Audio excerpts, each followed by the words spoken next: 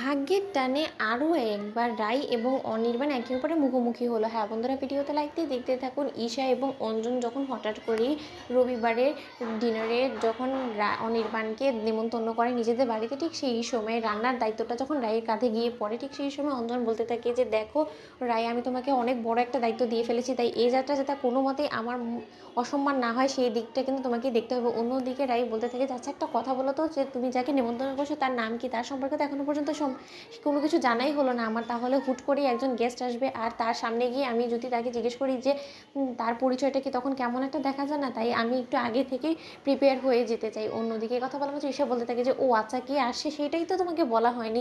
I am really very sorry Rai, জানো তো আসলে যে আসছে সে আমাদের খুব ক্লোজ একজন ফ্রেন্ড, আর তার নাম অনির্বাণ সেন, সে একজন অ্যাড এজেন্সি চালায়।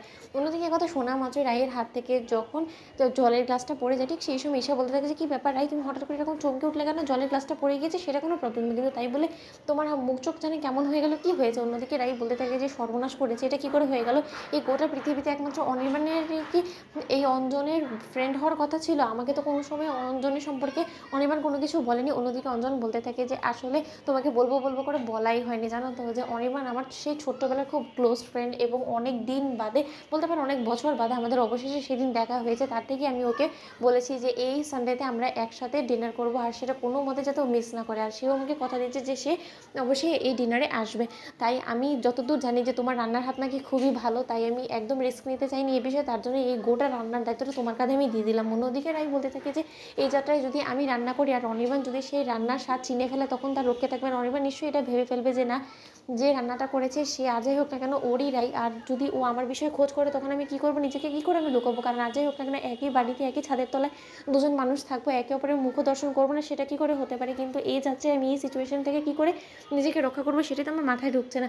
অন্যদিকে ঈশা অঞ্জনকে বলতে থাকে যে জানো তো অঞ্জন, কেন জানি না আমার রায়ের মুখ চোখ দেখে আমার মনে হচ্ছে, এটা আমার মনের একটা ভুলও হতে পারে, যে ও হয়তো বা অনির্বাণ দাদাভাইকে আগে ভাগে চেনে, নয়তো বা ও অনির্বাণ দাদাভাইয়ের নাম শোনার আগে কিন্তু ও স্বাভাবিক ছিল, স্বাভাবিকভাবে ব্যবহার করছিল। যেই অনির্বাণ দাদা ভাইয়ের নামটা ও শুনতে পেলো না, অমনি ও কেমন যেমন একটা হয়ে গেল। আমার কেন জানি না মনে হচ্ছে যে ওর সাথে কোনো না কোনো অবশ্যই কোনো যোগসূত্র আছে অনির্বাণ দাদা ভাইয়ের সাথে, যেটা হয়তো ও আমাদের কাছ থেকে লুকিয়ে যাওয়ার চেষ্টা করছে।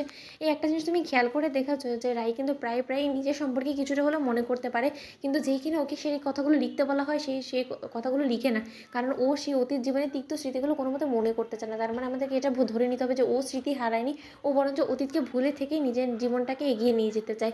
আর যদি কোনো মতে আমি ভুল না হয়ে থাকি, তাহলে অবশ্যই অনির্বাণ দাদাভাই যেদিন আসবে সেদিনই কিছু না কিছু অবশ্যই রহস্য ফাঁস হবে। তুমি দেখে নিও অঞ্জন, আমার কথাটা ফেলে দিও না।